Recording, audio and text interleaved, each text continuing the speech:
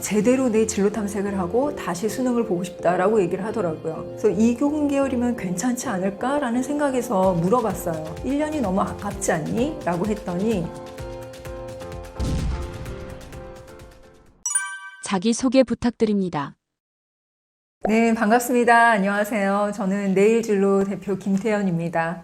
현재 다수의 학교에서 진로 검사 해석도 하고 있고 또 진로 특강도 진행을 하고 있고요. 개인적으로는 청소년과 성인들의 1:1 진로 상담을 진행을 합니다. 이번에 제가 하고 싶은 걸 하면서 행복하게 살고 싶어 라는 책을 출간하게 됐는데요. 제가 아이들과 만나면서 변화되는 과정에 대해서 이 책에 담았습니다. 제가 만난 아이들은요, 성적도 성적이지만 자신이 정말 괜찮은 사람일까라는 질문에 대한 고민들이 굉장히 깊었어요. 그러니까 내가 정말 이건 자존감의 문제가 아니라 내가 실패해도 괜찮을까? 내가 정말 다시 할 수 있을까 하는 그런 자신만의 고민들이 굉장히 깊었습니다. 이거를 진로 심리학에서는 진로 장벽이라고도 얘기를 하는데요. 아이들이 꿈이 없는 게 아니라 자신이 정말 잘할 수 있을까 하는 그 마음에서 그 불안감에서 멈춰서는 모습들을 자주 봤거든요. 그래서 이 책은 조언서가 아니라 아이들은 자기의 방식으로 이 책을 접하면 좋을 것 같고요. 또 부모님들은 아이들을 이해하는 방식으로 이 책을 또 읽어보시면 좋을 것 같습니다. 성인들도 진로 고민을 하나요?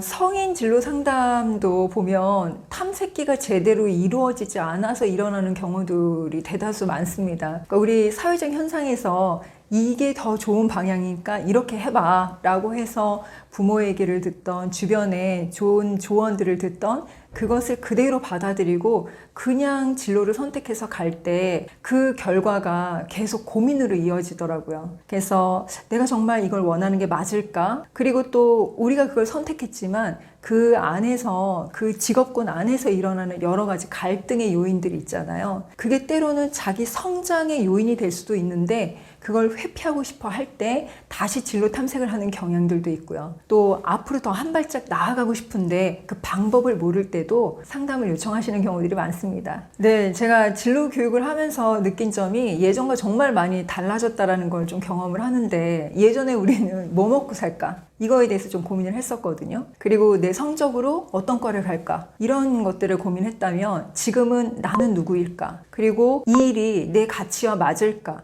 이렇게 좀 많이 변화된 현상들을 좀 볼 수 있어요. 그래서 제가 두 가지 좀 사례로 말씀을 드리면 요 근래에 이공계열 학생이었는데 대학교 1학년 학생이었거든요. 근데 그 학생이 진로 상담을 요청을 하는 거예요. 그러면서 뭐라고 했냐면 다시 수능을 보고 싶다.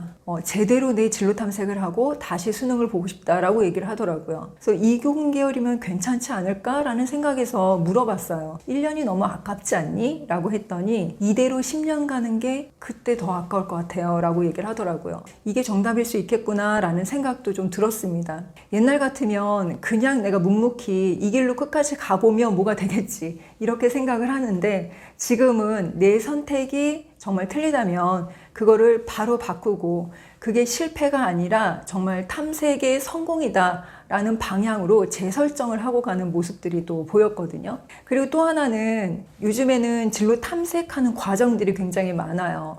고등학교 입학하는 학생이었는데 이 친구는 진로 탐색 그 검사를 할 때 여러 가지 검사를 다 해봤을 때 수의학과가 나왔어요. 이것도 굉장히 비전 있고 전망이 있는데 이 아이와 상담을 하면서 같이 탐색을 했더니 나는 사람을 살리고 싶다. 그런 일을 하고 싶다라는 가치가 나왔어요. 그런데 그게 수의학이 아니라 좀 더 깊게 상담을 하면서 경제 정책으로서 사람을 살리고 싶다. 그러면서 경제학과를 선택하는 모습을 봤거든요.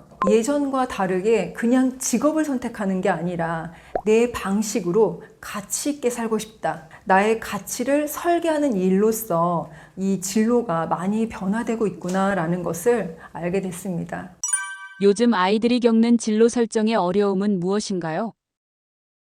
요즘 아이들은요, 정말 없어서가 아니라 너무 넘쳐나서 고민인 경우가 좀 많은 것 같아요. 그래서 정보가 너무 많다 보니까 정말 유튜브만 딱 틀어도 성공한 사람들이 너무 많잖아요. 뭐 개발자냐, 뭐 크리에이터냐, 의사냐, 뭐 심리상담가냐, 정말 많죠. 그런데 이 정보는 넘쳐나는데 정말 이거를 해볼 수 있는 기회가 부족한 세대인 것 같아요. 좋아하는 건 알겠지만 내가 해볼 일이 부족한 그런 세대인 거죠. 정말 진짜 어려운 건 결정력이 아니라 탐색하는 시간이 부족하다라고 보여지더라고요. 네, 예를 들어서 어떤 아이가 창의형이 나왔어요. 검사를 해보니까. 근데 이 아이가 미술을 하면서 그냥 미술을 하는 게 좋은 게 아니라 사람들의 반응을 좋아하는 거죠. 이게 그냥 머리로 아는 게 아니라 실제로 해보니까 달라진 거거든요. 이렇게 실제로 해볼 수 있는 탐색하는 시간이 필요하다는 것이 좀 더 중요한 시점이지 않을까 싶습니다. 그래서 부모님들 경우에는 조급함도 있으시겠지만 조금 더 느긋하게 탐색하는 시간을 주시는 거,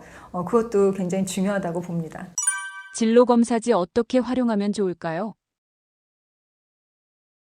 보통 검사를 할 때는요, 초등학교 고학년부터 중학교 1학년까지가 이제 첫 탐색의 시작이고, 보통 2, 3년 주기로 이렇게 진로 검사를 하면서 변화의 과정을 그 방향 설정을 읽게 되는데요. 실제로 그런 경우가 좀 드물죠. 그렇지만 이 시기가 굉장히 중요합니다. 왜 그러냐면 자아 형성기이기도 하고요. 그리고 나다움의 기준을 세우는 그런 시작 시점이기 때문에 중요한 시기라고 볼 수 있어요. 그런데 이제 어머님들, 우리 부모님들이 쉽게 아이 가방 안에서 꼬깃꼬깃 검사한 내용들 가끔 하나씩 보시거나 아마 보신 적도 없다라고 얘기하시고 또 학교에서 이렇게 많은 검사를 해라고도 얘기하시는데 중요한 건 검사를 하는 게 아니라 해석과 대화예요. 한 친구를 상담을 했는데 이 학생이 IT 특성화고를 다니고 있었어요. 굉장히 진중하게 고민하고 이 특성화고에 입학을 했고 그리고 전교 3등을 할 만큼 굉장히 공부를 잘하는 친구였는데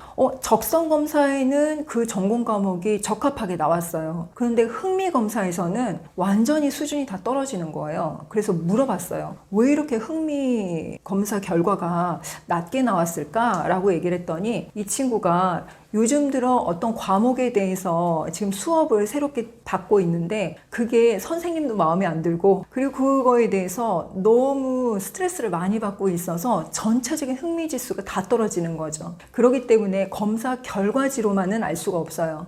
그래서 왜 이런 결과가 나왔을까? 이런 질문이 굉장히 중요하다는 거 다시 한번 좀 말씀을 드리고 싶은데 결국 이러한 검사 결과의 해석이 하나하나의 아이의 진로 단서가 됩니다. 그래서 아이가 검사를 했다가 아니라 거기서 끝났다가 아니라 그 해석을 통해서 자신을 좀 이해하는 도구로 사용하셨으면 좋겠습니다. 진로 적성 검사 결과가 매번 다르다면 어떻게 해야 할까요? 검사는 두 가지가 있어요. 인지검사가 있고 비인지검사가 있거든요. 그래서 얼마나 잘하는가 하는 인지검사가 있는데 이거는 적성검사와 같이 자신의 학습력과 연계된 검사예요. 그런데 사실 인지검사는 크게 변화되기가 좀 어렵습니다. 그런데 비인지 검사가 있어요. 예를 들어서 우리가 흔히 하는 MBTI 성격 유형 검사라든가 또 흥미 검사 이거는 자기 탐구형 검사거든요. 자기 탐구형 검사는 자신의 감정이라든가 상황이라든가 환경에 따라서 변화가 있을 수 있습니다. 그래서 이때는 정말 대화가 필요해요. 왜 이렇게 나왔는가? 그리고 이런 친구들이 있어요. 예를 들어서 미술이 좋았다가 갑자기 음악이 좋았다가 이거는 관심이 바뀌는 게 아니라 표현의 방법이 바뀌는 거거든요. 그래서 변화되는 과정이 어떻게 변화되고 있는지 그 이유를 알 필요가 있습니다. 진로 검사, 오류 가능성이나 거짓으로 하는 경우도 있나요? 심지어 이런 경우는 어떤 때냐면 대학에서 할 때. 그래서 내가 취업하고 싶은 곳에서 그런 인재상을 요구한다 할 때는 그런 적성검사를 막 맞추려고 하는 경향들이 있거든요. 그런데 실제로 검사는요, 타당도 지표라는 게 있습니다. 그래서 그 타당도 지표에 맞는지 안 맞는지 그 적합성 여부를 볼 수 있기 때문에 그렇게 한번 좀 더 점검을 해볼 수 있고요. 그리고 또 하나는 자신이 거기에 맞춘다라고 얘기를 해서 일단 가기는 하지만 다시 돌아와서 아까의 진로 관점에서 본다라면 정말 이게 나의 가치에 맞을까? 라는 부분에서 다시 한번 측정을 해볼 필요가 있겠죠. 그래서 꼭 거기에 맞춰야 된다라기보다는 내가 정말 원하는 게 뭘까? 자기 방식에서 어떤 가치를 표현할 수 있을까? 라는 관점에서 생각해 보셨으면 좋겠습니다.